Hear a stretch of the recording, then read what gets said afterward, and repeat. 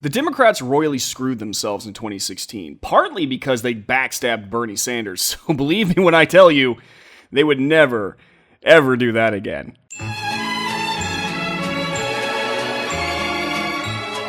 Bernie Sanders is not going to win the Democratic nomination for president in 2020. Why? Because the Democratic National Committee was never going to let him do that. They didn't let him do that in 2016. They aren't going to allow it to happen now.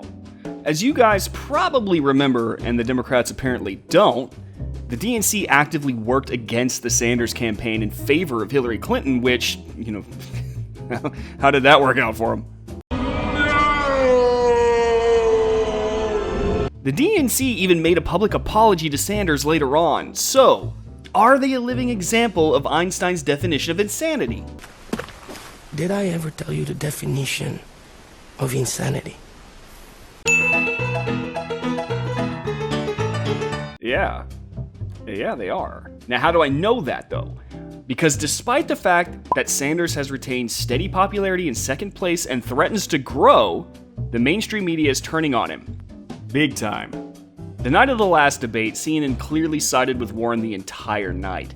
Not only did they give her the most speaking time, their cameras just so happened to be focusing on Warren and Sanders, whose mics just so happened to be on, when Warren decided to confront Sanders about calling her a liar on national television, which, come on. To be fair, I guess she's only 1,024th a liar.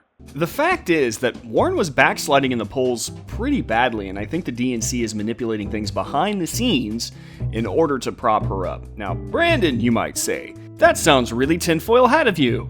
Look, folks, I'm not a conspiracy theorist. We do have evidence in the past of the DNC working behind the scenes with CNN to help grease the wheels for the Democratic agenda. We've got Donna Brazile handing the questions to Hillary Clinton before a debate.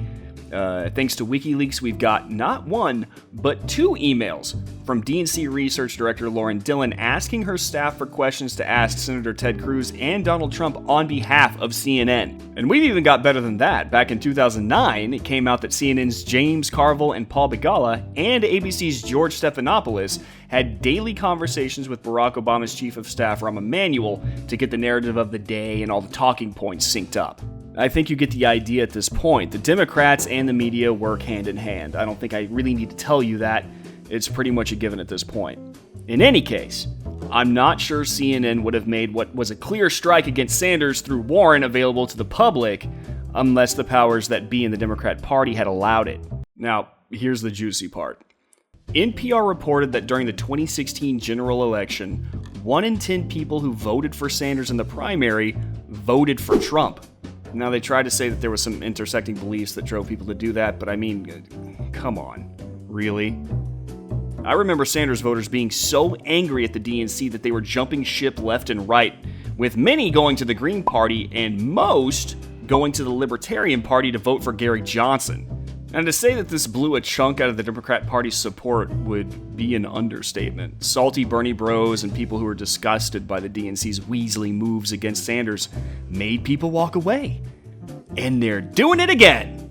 Salty Sanders voters are going to relocate to other parties, giving Trump an even larger lead than he already has, and the DNC will be left wondering why they're bleeding out along with Sanders.